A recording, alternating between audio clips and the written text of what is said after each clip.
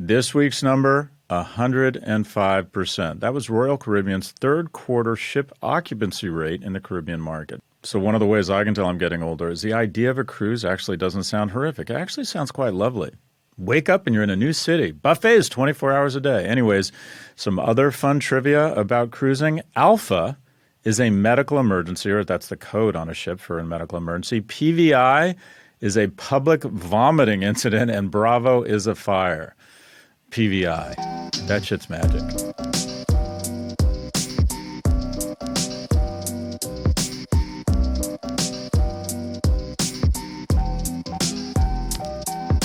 Welcome to Prof G Markets.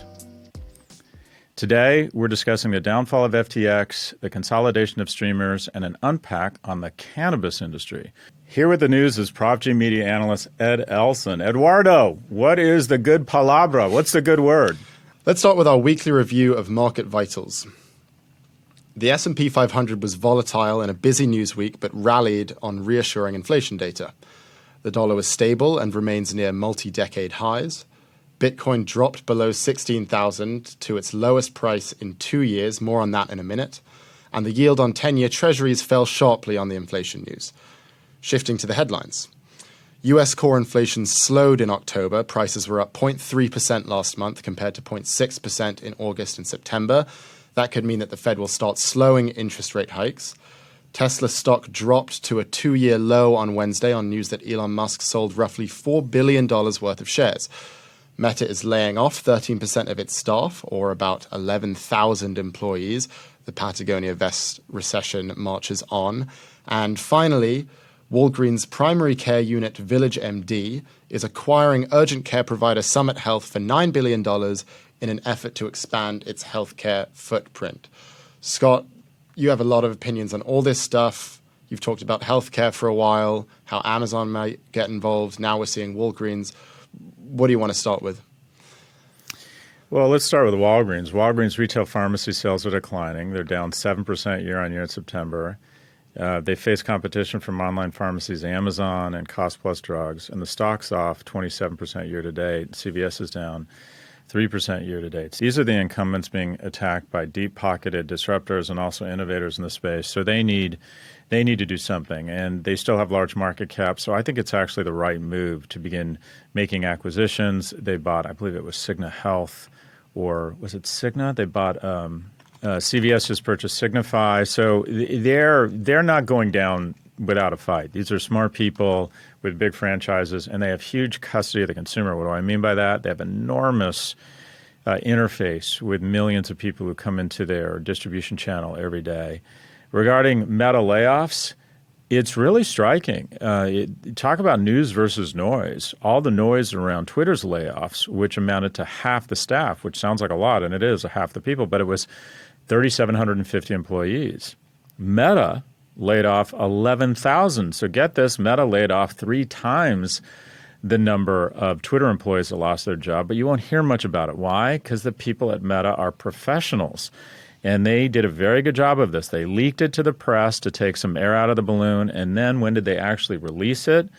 The day of the midterms. So it was buried. These guys are pros. So this will barely get any sort of attention. It'll get some.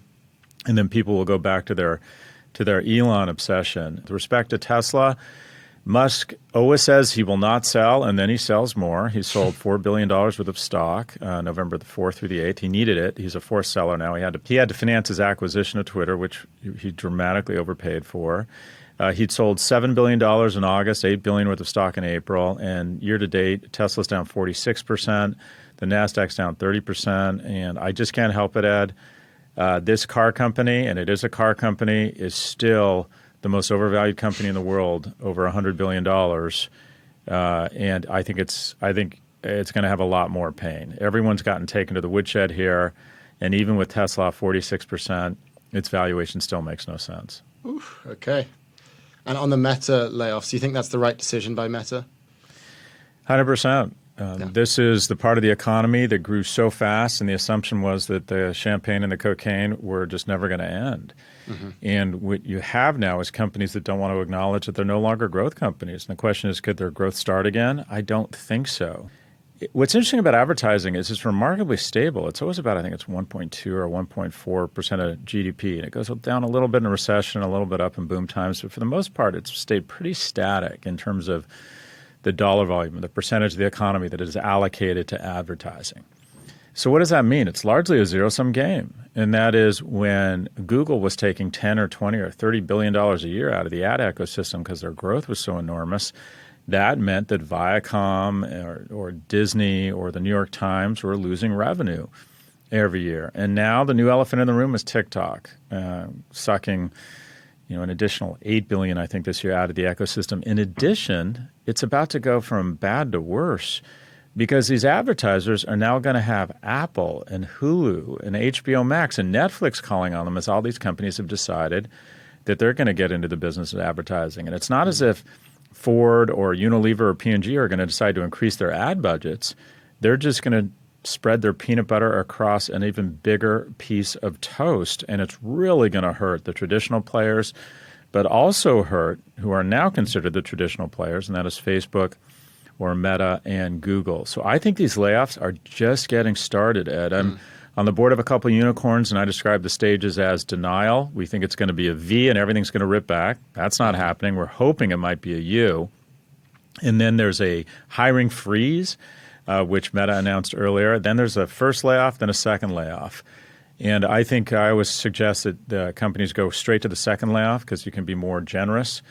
And they're still in a state of denial. Mark Zuckerberg has never known anything but growth. And taking employment back to November of last year is not exactly recalibrating your workforce. So I think we could see another 10, 20, maybe even 30,000 layoffs just at Meta. Wow.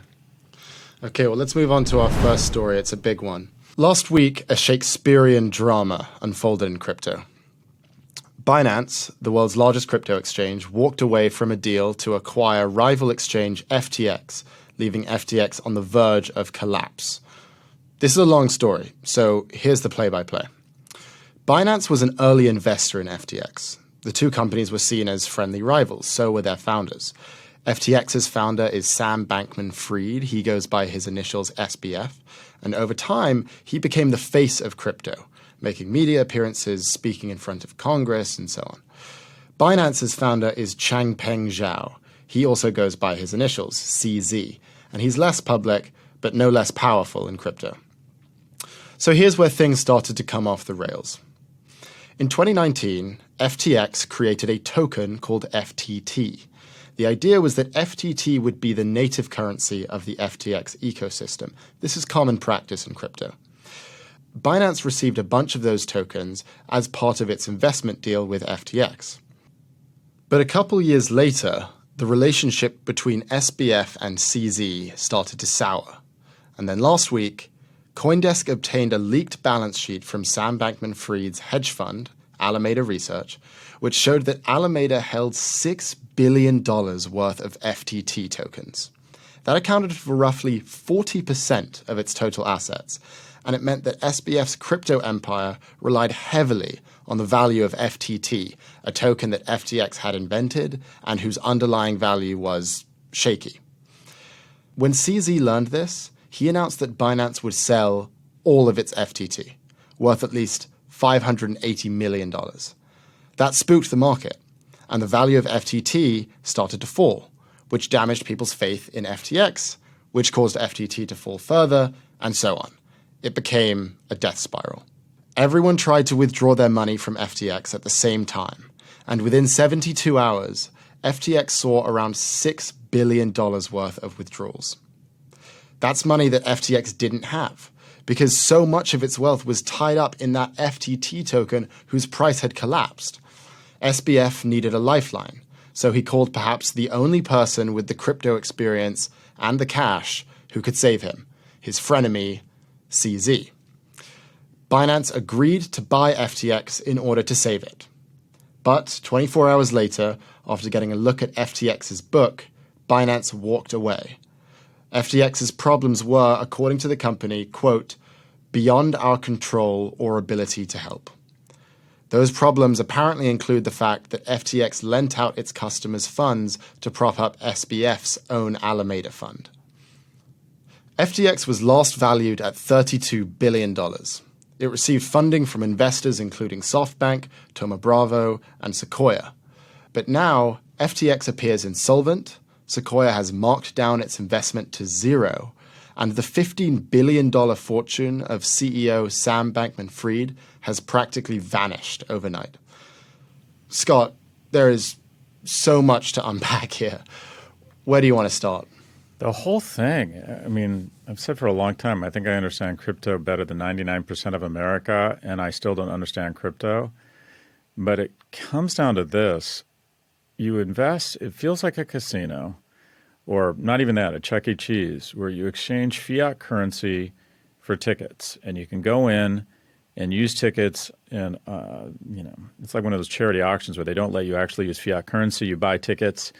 And then occasionally you can change tickets back for money, but most of the time you can change tickets for other stuff. So these coins that people have been exchanging fiat currency for are supposed to have some underlying utility in addition to being a fiat currency or a value of exchange. And it ends up that they don't have any utility, or very few have utility.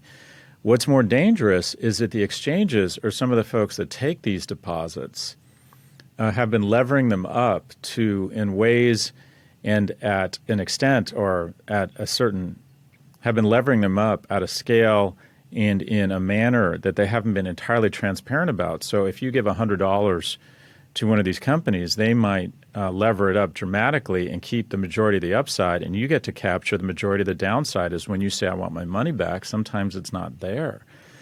So it just feels like this highly levered Ponzi scheme. And also you have players who decide they can crash the market by starting to sell your coin or create rumors about the underlying value of the coin, which you propped up as some sort of asset you could borrow against to make other investments in other companies and other coins. I mean, it really does feel like a house of cards. It feels like Jenga when we're all building this tower higher and higher and can't believe how high it's gotten, and then all of a sudden it starts to waver and the whole thing comes crashing down. Call me a boomer. And by the way, the crypto markets have recovered slightly today. ARK's Cathie Wood said she was going to buy more shares of Coinbase. But something that strikes me is that if you don't own your keys, you don't own your crypto. And that is these exchanges are falling under a lot of scrutiny, because when you put money or coins into these exchanges, sometimes even if the coin is trading at a decent price, you can't convert it back because they took those assets, that fiat currency or that money or those assets you put in, and they used it to borrow and make other investments such that they could make money. And then when everybody shows up and wants their money back, it's not there, the classic run on the bank. But the difference is there's no one backing these companies. There's no backstop. There's no FDIC, or there's no government to bail them out. Yeah, so can you elaborate on that? Because what you were describing before, you put your money in, you don't truly own it because someone else is custodying it for you. That is describing a bank. And the thing that we've seen here, people are talking about this liquidity crisis, this liquidity crunch. It's the same as a run on the bank. But you mentioned this backstop idea. So what is the difference here between FTX and a bank?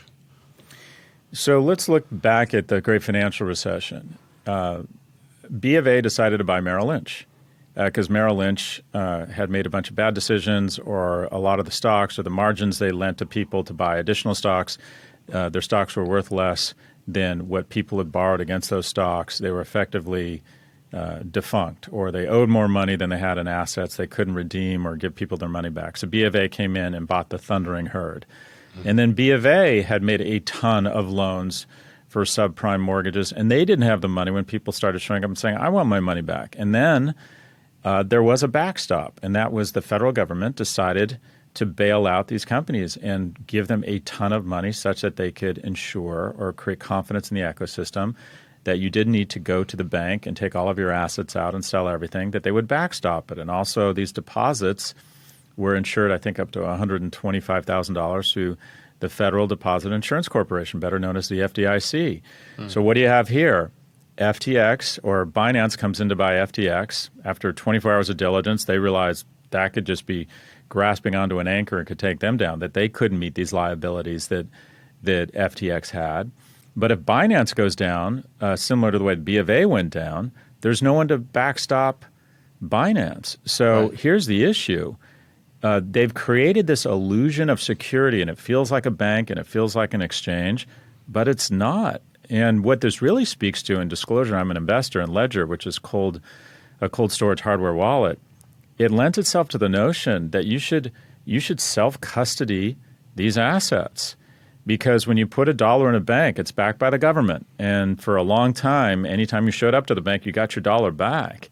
That is not happening at these exchanges. One by one, they are starting to default. They take the money, they lever up wildly, and then it's something called mismatched durations.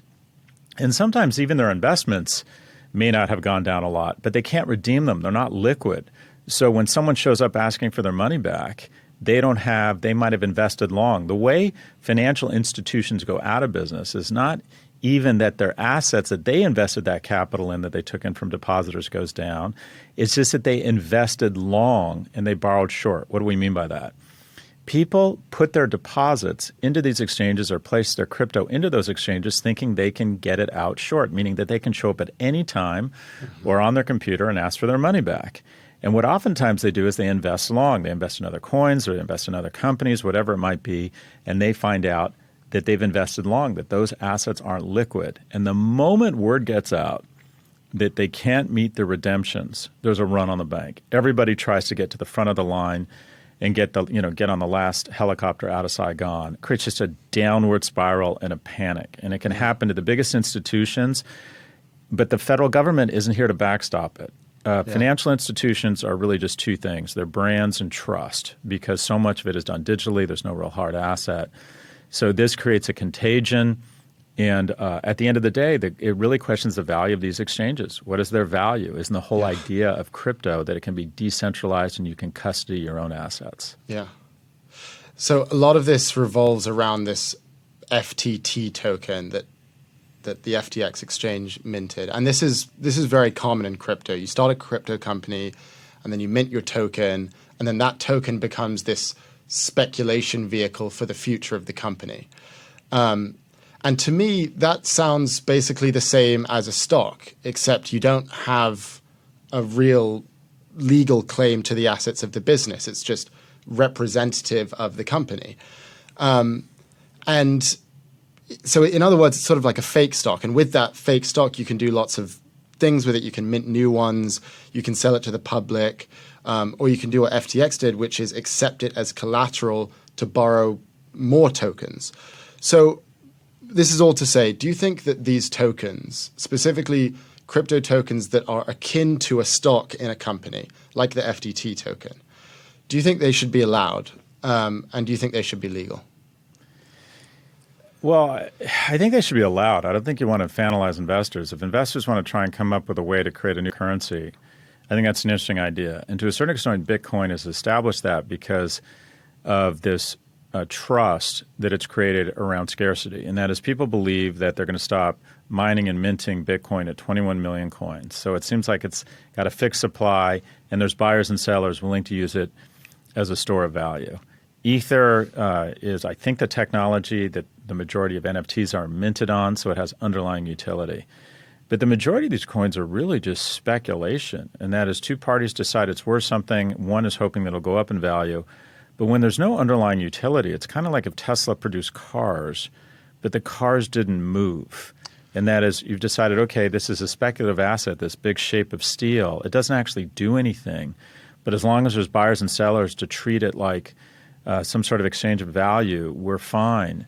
But when there's no underlying... in the case of FTX, for example, FTX would probably make the argument that the underlying value, I mean, FTX has cash flows, it has revenue. So when they mint that token, couldn't they make the argument that, yes, we have underlying value because, we are a legitimate company, we're an exchange where people trade stuff, and so we generate money, and that's tied to the token? So a business that exchanges, that matches and pairs buyers and sellers and creates an interface, creates a sense of security, creates a sense of fair play, some oversight, that has value. Mm-hmm. And the whole idea, one of the basic premises of crypto was that you would not need the middleware. And what you found is actually you do need middlemen, or they do like middlemen anyways, or people want some sort of on-ramp. Like AOL was an on-ramp to the web, just as Coinbase is sort of an on-ramp to crypto. Now, theoretically, you shouldn't need Coinbase, but it's adding value, and people are willing to pay a transaction fee. Those are real cash flows. What happens with an exchange like FTX, though, I think where they get into trouble, and I'm not entirely sure I got this right, is they created their own coin and convinced people that that coin had value and then started borrowing against that coin. Right. So that to me is where things get kind of dicey. Yeah. And that is, what is the real value of these coins other than in a moment in time people decide they have value? I can sell my Tesla. It has value. A gold coin can be melted down and used for fillings or for materials and jewelry, whatever it might be. There's an underlying utility there. This feels, when you've seen almost every coin, including Bitcoin, substantially deteriorate in value, and it ends up that many of these exchanges are using that asset, pegging off a value when it's at a higher value to go borrow or lever up. It's just you pull a string on the thing and the whole thing comes crashing down. But you're right. FTX could say that their revenues, their commissions they get on pairing buyers and sellers is a real business. The question is, does it justify the valuation? And have they also invented their own coin to lever up and collateralize or to raise capital to invest in other assets that they themselves can register a huge decline in value? Yeah. Yeah, it sort of feels like this circular reasoning, what you're describing, where it's like they mint this token whose value is dependent on the company, and then the entire system is dependent on that token's price going up. But if the business goes into a downturn, then the token goes down, which further decreases the value of the company, and that sort of starts this cycle. And I guess the question here is this similar to a company saying, yeah, you can use our stock or our equity as collateral? And if that is the correct comparison, what's the problem there? Well, a share of stock represents ownership in a company, meaning that you have claim to its intellectual property, its assets, its factories, and its cash flows. Yeah. Coins are specifically claimed that you don't have an underlying ownership. Otherwise, they're a security and need to be regulated. Right.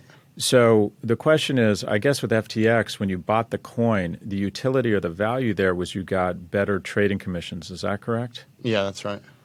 So if you look at the value of that, it might be a value of X. But my understanding is because of the speculative nature of coins, the value of these coins went dramatically higher than that. And then this company began to borrow money against that value, which you could argue doesn't really have the intrinsic value to support that value in that moment in time. And then when that value goes down and you need to start unwinding all those obligations, you find yourself short. You find that you don't have the money to pay back your obligations or pay people the interest you've charged them. If this was just a crypto exchange company, I would say, okay, it's going to have ups and downs just like Robinhood or just like Charles Schwab. But it feels like they've gone a step further, issuing or minting their own coin. That feels like where the problem is. And it's not, owning a coin is not the same as owning a share of stock. And if they say it's like owning a share of stock, they're in big trouble because that means it's a security and needs to be regulated. Right. So FTX was last valued at $32 billion. It got funding from investors including SoftBank, Thoma Bravo, and Sequoia. But recently Sequoia marked down its investment to zero, and Sam Bankman-Fried lost about $15 billion overnight, practically his entire fortune. So everyone's blaming SBF, but do you think that the investors are at fault here? Is there anything that you would say to the people at Sequoia who were so long this company? Look, these are highly speculative assets. I can't imagine that anyone going into these things didn't know that they were playing with an incredibly risky asset class. There's been a lot of news, a lot of reporting. There's been just in the last month, we've seen a lot of coins essentially go to zero. So this was definitely buyer beware. And Sequoia Capital is going to be fine. I think I read the letter they put out. They've lost, I think, $100 or $200 million as part of a $7 billion fund. And the fund has already returned that $7 billion. So they're going to be just fine. And if you did what you're supposed to do, or what most finance professors say to do, and that is you don't allocate too much to any one asset class, and occasionally you invest in asset classes like this that offer opportunity for asymmetric upside. I mean, some of these people who got in and got out 10x their money. There's very few assets where you might be able to do that. And all of those assets are highly speculative. So there is a case to be made for taking a small amount of your portfolio and investing in assets like this because for a while this risk paid off. You're not going to 10x your investment in General Motors, or at least I don't think you're going to 10x it. So whenever you're in an asset class that you think could 10x, you have to be comfortable with the notion that anything that can 10x usually has a pretty decent chance it could go to zero. And we're seeing that kind of across the entire asset class. It feels like everything here. I remember I got into the IPO of Coinbase. I do some work with Goldman, or Goldman manages my money. They took Coinbase public. I got some allocation. I said, sure, I'll play. And it came out at, I think, 350. It went to 400 for a hot moment. Then it went down to 300. And I said, okay, I don't understand any of this. This feels wildly overvalued. I'm out. I was playing the IPO, and I was doing what you're not supposed to do. I was trading, but whatever, sue me. It was fun. Yeah. Now it's at, what, $50? So look, these things are highly speculative. It's fun on the way up. It's painful on the way down. And I don't begrudge anybody for doing this. I don't want to infantilize them. They're big boys and girls. But be clear, when you're in an asset class that's going up 20 or 30% a day, it means you can lose it all. Yeah. And again, the Kevlar around investing is diversification because our economy is diversified. And that is this entire asset class is now, I think, worth less than $1 trillion. Which means if this entire asset class goes down, unless it's a psychological contagion, it's going to be a gnat hitting the window of the windshield of a semi. It's just not going to matter.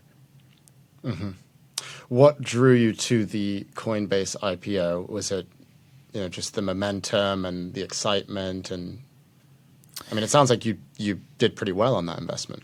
No, I lost money. So what drew me is what draws was one part of the peanut butter and chocolate of any market. There's fear and greed. This was just greed. I thought, well, if Goldman's taking them public, it must be a great company. And this was about a year and a half ago, when it felt like every IPO was popping 50 or 80%.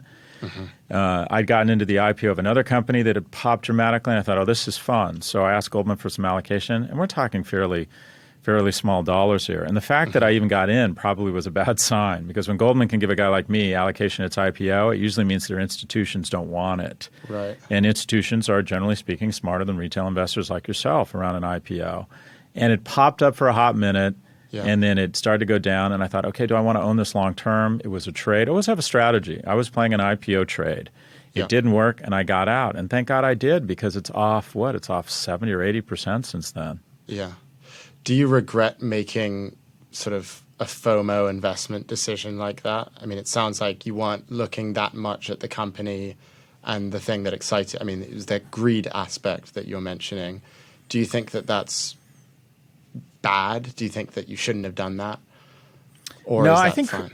I think crypto is one of the things I've gotten right. And the sense is I don't like to invest in things I don't understand, or at least hold them. And I'm a no-coiner. I've never owned a coin. I don't get it. Sure, you hate to miss out on these types of amazing run-ups, but I never really had that sort of green with envy. There's companies I thought this was a great buy. I should have got in a long time ago. But around this asset class, what I've done is I've invested in a company called Ledger, and I serve on the board there. And it's cold storage hardware.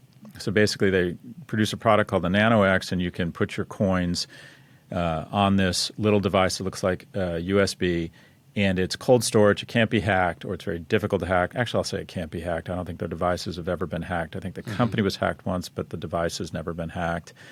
And you self-custody. And their informal tagline is, if you don't own the keys of the coins, you don't own them, because you don't know if people have levered against them. You don't know if that institution can be hacked. And again, see above, no one's backstopping. So the idea of self-custody is really powerful. When FTX went out of business, we actually saw, I think, our third best day in history because people are taking their crypto assets out of these exchanges and moving to self-custody. And to move to self-custody, you need hardware. And we have the most elegant hardware solution. So I invested in Ledger, invested at what is a frothy valuation.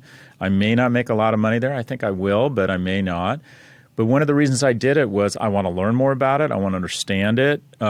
Some kind of more personal reasons. It's located in Paris. I like the idea of going to 2 board meetings a year in Paris, and you know I get to do that at this stage of my life. I invest in things that I think are going to have some psychic return. I wanted to learn, and I put maybe 2% of my net worth in it. And again, it's okay. You want to sprinkle shit around. That's okay. And also, if you want to go into something totally batshit crazy, there's nothing wrong with that, but small b and small s on the bad shit. And that is don't go all in on anything. I spoke to someone last night who had the majority of their net worth in this one coin. And I'm like, I don't know if it's going up or down. What I know is you shouldn't have the majority of your net worth in any one thing at this point. The only people who can justify that are entrepreneurs who have 98% of their net worth in their company because they have no choice. It's a small company. It's illiquid. Okay, I get that. If you're ever going to be that concentrated, it has to be around something you control more than most people, and that is your own company. And even then, no one is bigger than the market. But yeah, I got into the IPO on Coinbase for about 4 hours, and I'm an investor in a cold storage hardware company called Ledger. But other than that, I haven't played in the space, and I did it because I thought it would be interesting and I wanted to learn about it. But Ed, I mean, well, let me ask you, you're a different generation than me. You're smarter. Your generation over-indexes in investments in this. Have you invested here, and what has been your experience? So I originally invested in Bitcoin and Ethereum and this called a compound token because I was interested in it and I wanted to learn about it. I eventually started becoming skeptical of the industry, and that happened as I started learning more about equities and stocks, which is that they're supposed to be tied to an underlying cash flow, which I realized none of these tokens were. So I unloaded those. I mean, it was a tiny little investment. It was barely anything, and I was doing it because I was interested in it. But yeah, I got rid of it as soon as I started to realize that it didn't really make sense as an actual that it didn't have any underlying value. And how did you do on your investment? I think it was basically cashed out like equal. So flat. Yeah, I think it was flat. I think it'd come up, then it came down. I was like, I don't really know what I'm doing here, and it doesn't really make sense. So you're a rare breed. There's very few people who've invested in crypto who are flat. Yeah. Some people got in and got out and made a lot of money, and I would bet now the majority of people who got in are actually down. Yeah. So I guess that's a win. There you go. Let's move on to our second story. Disney erased almost all of its pandemic gains after missing big on its earnings last week. Revenue fell short of Wall Street's expectations by $1 billion, and earnings per share came in at 30 cents versus 51 cents expected. The low earnings were largely due to Disney's streaming business, which includes Disney+, ESPN+, and Hulu. It added 15 million subscribers, but operating losses almost doubled. That was a result of significant increases in content and marketing spend, and Disney shares fell 13% after the earnings call. Where do you want to start here, Scott? So this is an unbelievable franchise. It just got out over its skis. I remember reading an analyst report saying as a multiple of revenues, Disney was the most expensive media company in the world. If you look at their parks, well, total revenue, $20 billion, up 9%, which is really healthy. The stock fell 10%. It hit a 2-year low. The parks revenue was up 36% year on year. Media and entertainment revenue was down 3%, and the EPS was 30 cents a share below analyst estimates. But here's the thing. They're caught in this shooting war called streaming that is just getting more and more expensive until recently. And so in order to compete, go toe-to-toe with the other streamers, they just have to make these extraordinary investments. And the thing about Disney is it trades like many old economy companies. It trades at a multiple of EBITDA. It's not like Netflix or Amazon where they were trading on growth metrics. So in order to go toe-to-toe with... Could you explain more what you mean there? Multiple of EBITDA versus a growth metric? So before a company's profitable, it's basically valued on how fast it's growing. And oftentimes, sort of the cardinal sin is when you go profitable, because then you move to a multiple on profits. And Disney's been profitable for decades, so it gets valued through a different lens than a Netflix. And so whereas Netflix is basically their stock moves on subscriber growth or loss, Disney continues to trade on its profitability and also its growth, but mostly profitability. And in order to compete in streaming, where the economics are just so nuts, where streamers are spending literally a couple $1,000s a year to send you Euphoria and Bridgerton into your house. That's not even the wires or the pipes or for internet. That's just the content. You're in a spending war that is almost impossible to sustain. So this company had an incredible quarter. It's just that they're engaged in an arms race that will probably cool down as the market consolidates and people have to kind of wake up from this fever dream of, if you build it, they will come. I would argue Disney had a great quarter. It's just the market has said this company was overvalued, and the cost of engaging in this arms race is taking a toll on Disney. Yeah. Yeah, so Disney Plus added 12 million subscribers. Disney Plus now has 164 million subscribers total, and Netflix has 223 million. So the difference is now 60 million. A year ago, that difference was 100 million. What's going to happen here in terms of the overall streaming wars landscape? Do you think Disney is encroaching on Netflix? Do you think Netflix needs to watch out? So some of those numbers I think are a little bit misleading, because supposedly 40 to 60% of the people who watch Netflix don't have an account. And they've known about that. They like a little bit of controlled leakage, and that is people, even if people who don't pay for it are watching it, that's okay because they think eventually they will pay for it. I think just tightening kind of password sharing is going to probably fuel a lot of revenue growth for Netflix. But what we're going to see here is different. So the crypto market is undergoing a massive disruption that will result in a lot of failure. What's going to happen in the streaming market is that we're just going to see a consolidation, and that is Hulu has real value. They have great programming. It's a well-run company. It makes no sense as an independent company. We're going to see, I don't know how many streamers there are now, but the number of them is going to decline by 30 to 50%. You just can't have this many players spending this much money trying to carve out their own niche. People are running out of people are getting subscription fatigue, and you can only have so many hero shows that encourage people to sign up. A lot of people, including people I know who are wealthy, when there's a hit show, they sign up, they download everything, and then they cancel. So in a word, we're going to see consolidation, and we'll also see what I call rationalization in terms of spending. I think you're going to see a decline in the amount of money spent on original scripted television, but you're just going to see a lot of marriages here. Yeah, so you're describing consolidation, i.e., everything's going to consolidate into one or two companies. Which companies do you think will be the winners here? I mean, Paramount released its earnings. It was a miss. Earnings per share was 39 cents versus 43 cents expected. Warner Brothers also released earnings. It was also a miss. Revenue was 9.8 billion versus 10.4 billion expected. It had losses of 95 cents per share. Who wins this game? I don't know who wins, but Netflix is sort of the original gangster here. They're the car. You might add on heated seats, which is Hulu, or kid-friendly TVs in the back of the seats. That's Disney Plus. But I think Netflix is still the gorilla in the room here, whatever you want to call it. Apple and Amazon will continue to win just by sheer virtue of kind of limitless deep pockets. It strikes me that the consolidatees, the ones that will be acquired or they'll be acquired, I don't think they'll go away, are Hulu, Paramount, and even HBO Max. I don't think HBO Max survives as an independent company based on their capital structure. So any one of those three, and there's probably several others. I mean, there's so many streaming networks right now. I mean, there's a golf streaming channel right now. So you're just going to see massive consolidation. Their stock prices are coming down. They're going to become more affordable for the bigger players. But you're going to see a lot of really interesting or strange bedfellows here. But Netflix, Apple, Amazon, and then you got to think Disney. Disney might acquire. I always thought Disney should acquire Spotify. I'm sorry. I always thought Netflix should acquire Spotify and become the ultimate subscription media company. Disney's such an amazing company, and they have so many cash flows from ancillary businesses that they remain, I think, their own. But, I mean, do they take out Hulu? They already own a part of it. There's a lot of incest going on here. But you got to think 2 or 3 of these players disappear or absorbed or sucked into the mothership over the next 24 months. You mentioned HBO Max's capital structure. That's HBO Max is owned by Warner Brothers Discovery.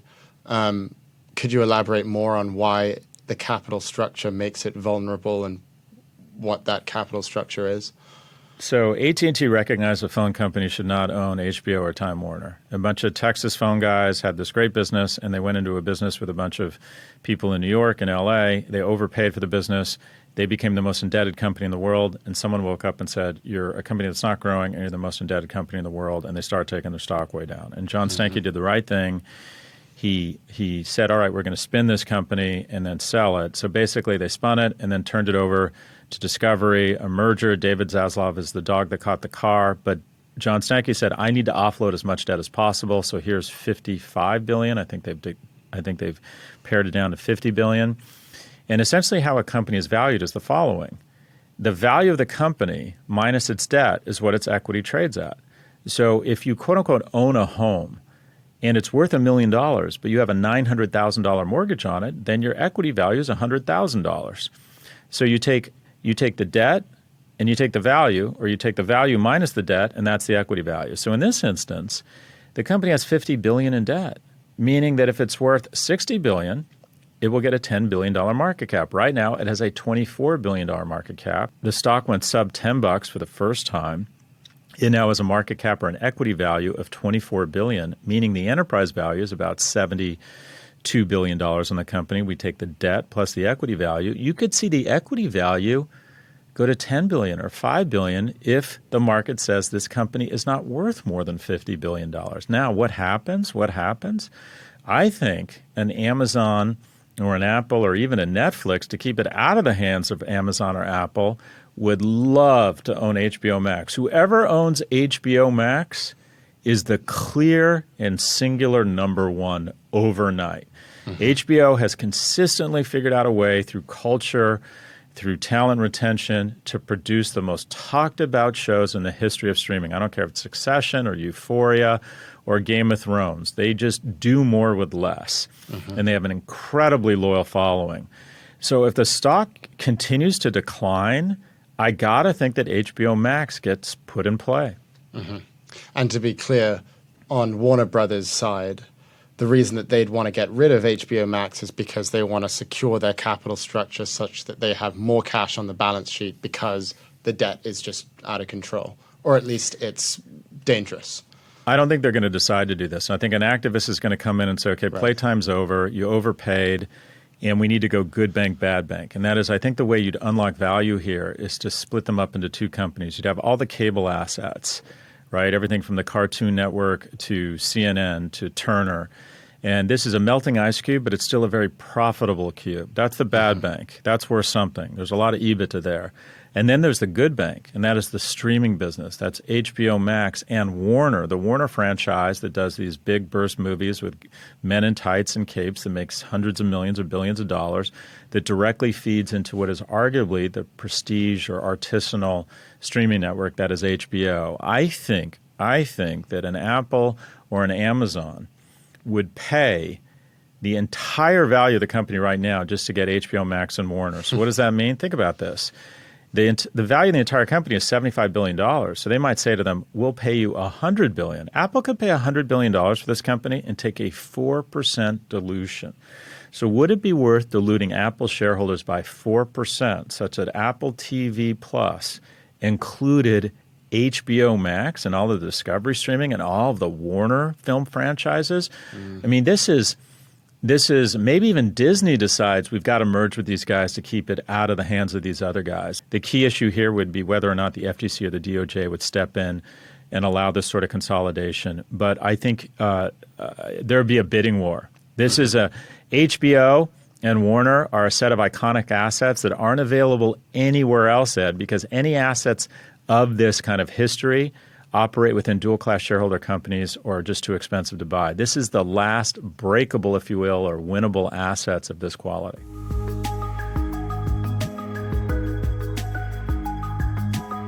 Marijuana legalization was on the ballot in 5 states this election, passing in Maryland and Missouri, while failing in Arkansas, North Dakota, and South Dakota. That brings the total to 21 states that have legalized recreational marijuana since Colorado was the first state to do so in 2012. Legalization has spurred the growth of a multi-billion-dollar retail marijuana industry. But it's an industry that still operates on the fringes of law and society. That's the topic of this week's Unpack with Prof G Media's editor-in-chief, Jason Stavers. Thanks, Ed. It's been 10 years since Colorado authorized the retail sale of marijuana. And today, about half of Americans live in a state where marijuana is legal under state law. 10 years ago, Colorado initially licensed 34 retail stores. Today, there are thousands across the country, including Planet 13 in Las Vegas, which bills itself as the largest marijuana shop in the world, has a 20-foot-high LED entertainment wall, and 80 cash registers working 24/7. The legal marijuana business will do about $20 billion this year in the United States, and that's projected to more than double by 2026. For some perspective on that, the U.S. tobacco market is about $80 billion, and the alcoholic beverage market around $200 billion. So the legal cannabis market is expected to approach the size of the tobacco market in the United States by the end of the decade. Yet, despite all this, the industry still feels like the Wild West. Why is that? What's the problem here? Well, a major problem is that even where marijuana is legal under state law, possession and sale is still a federal crime. Now, marijuana retailers aren't worried about getting busted by the feds. Federal authorities have refrained from pursuing retail marijuana enforcement in states that have legalized it. But banks and credit card companies are wary of doing business with anyone actively violating federal law. So marijuana remains largely a cash business, which increases costs and makes for serious security risks. The murky legal situation, it also complicates fundraising, income taxes, and interstate commerce. Even at the state level, though, there are some pretty big challenges. Marijuana is very tightly regulated, and most states have adopted a system requiring detailed tracking. The industry term is seed to sale, meaning every gram of marijuana must be tracked from when it is grown to when it leaves the shop. All of that requires a lot of labor and technology. And then finally, there's still significant competition from the black market. States have legalized marijuana in part because they can charge high taxes, usually around 20 or 30%, and illegal marijuana sales are tax-free. Nationwide, the black market is estimated to be as high as $100 billion, or 5 times the legal market. And while illegal dealers can't operate storefronts, the profusion of legal advertising and delivery services has made it a lot easier for them to operate visibly. That makes sense, but this is a $20 billion market. I mean, someone's making serious money here. So what's the investor's angle from a legal perspective? So the heart of the business are the companies that are growing the plant, then packaging it for sale, either as a smokable product or in the form of edibles or other products, and then selling it at retail. The largest players are taking a vertically integrated approach. Quite a few of them are publicly traded, though not always on major U.S. exchanges. So like Planet 13, for example, the retailer with the Las Vegas megastore, they're public, but they trade on the Canadian Stock Exchange. Marijuana is legal in Canada as well. There are 8 marijuana pure plays with public market caps of over $1 billion, the largest of which are Curaleaf and Green Thumb. It's been a rough year for the whole sector, though. Most of them are down 30 to 50% since January. Is this just a general broad market decline, or has something specific happened here? No doubt part of what's going on is investors are concerned about discretionary spending, inflation, everything that's happening in the macro environment. But more specifically to marijuana and over a longer time frame, the industry is just taking a long time to mature from a risky quasi-legal operation to an efficient multi-billion-dollar opportunity. When retail marijuana first began 10 years ago, there was a sense that this was a gold rush opportunity. But this just isn't like tech, where you can scale up to millions of users by adding servers. It takes time to build infrastructure. It takes time to build brand equity. And those things are hard even without the complexities of this quasi-legal marijuana market. So what's being done to ease those complexities? Well, it's been slow. Democrats have historically been much friendlier to legalization than Republicans. So with the likely change of control at the midterms, there's a sense that it's now or never for the industry to take the next step. The White House has been trying to reschedule marijuana within the existing DEA system, which would make some of this easier, but it really takes Congress to unlock the market. One significant piece of legislation we might still see passed this year is the SAFE Act, which would protect banks and payment processors from federal prosecution if they do business with marijuana retailers. That's actually passed the House several times, but it's been stalled in the Senate. And besides these pure play weed stocks, are there any other sort of pick and shovel investment opportunities that we should be looking at, maybe in supply chain or in weed tech, if that's a thing? Yeah, it is, and there are. Lately, nothing in the sector has been doing particularly well, but that might be a buying opportunity. The main thing that marijuana businesses need is specialized supply chain software. Because of these stringent regulatory requirements, the seed to sale system that I mentioned earlier, retailers use unusually comprehensive tracking systems, typically involving RFID tags on every plant and every product for sale, and complex inventory and point of sale systems. And there are a few larger players in this segment. One is publicly traded. It's called Akerna, and its main product is something called MJ Freeway. Akerna was venture-backed, and now it trades on NASDAQ. Another venture-backed business in this space is a company called Dutchie, which is still private, but was valued at over $3 billion in its last private round. Both are dealing with the same difficult conditions as retailers, however. Akerna recently had to undergo a 20-to-1 reverse stock split in order to keep its stock price above NASDAQ's $1 minimum, and Dutchie announced it was laying off 8% of its 700-person staff. Now, you can get even closer to the sort of metaphorical idea of picks and shovels with the equipment that you actually use to grow marijuana at industrial scale. And some of these are huge operations. Ultra Health claims that its facility in New Mexico is the country's largest. It's nearly 10 million square feet. It looks like a Tesla factory. But the equipment for these operations, though, it overlaps quite a bit with other forms of agricultural equipment. So it's really a growth segment for existing players more than a new company opportunity. The company most associated with this space is Grow Generation, which has touted its sales to the marijuana industry to investors. But things are tough all over. After several years of triple-digit revenue growth, Grow Generation's most recent quarter posted a 39% year-over-year decline. The good news is that was better than expectations, and the stock was actually up on the announcement. So I have one more thing I wanted to ask about. I've heard that the reason marijuana is illegal in the United States is because there was some sort of conspiracy to suppress hemp, and it involved the DuPont company and William Randolph Hearst. Is that whole thing true? I wish it was. That would be a great story. And it's a conspiracy theory I've heard many times. But I had the opportunity to kind of dig into that, and unfortunately, I think it's an urban legend. So first of all, hemp is another word for the marijuana plant, just like cannabis or marijuana. And hemp has been used for thousands of years as a fiber in ropes and textiles. George Washington famously grew hemp at Mount Vernon for that purpose. So it is true that DuPont was promoting nylon in the 1930s, and there would have been some competition with hemp because nylon is used for ropes and other things like that. But there wasn't really any large-scale hemp production in the United States in the 1930s, nor was there much chance of one since a bunch of states had already outlawed it. And I haven't found any evidence that DuPont was actually involved in passing this anti-marijuana legislation. Sometimes you hear William Randolph Hearst get thrown into this conspiracy theory as well. I think the basis for that is that Hearst's newspapers published quite a lot of dramatic and obviously inflated stories about the risks of marijuana addiction and what it was doing to people. It was part of a larger moral panic. But Hearst himself, as a newspaper publisher, wanted cheap newspaper. So if hemp could be used to make paper, which it potentially can be, then Hearst wouldn't have opposed the growing of hemp, and he wouldn't have wanted anti-marijuana legislation. And there's no evidence that he did any of those things.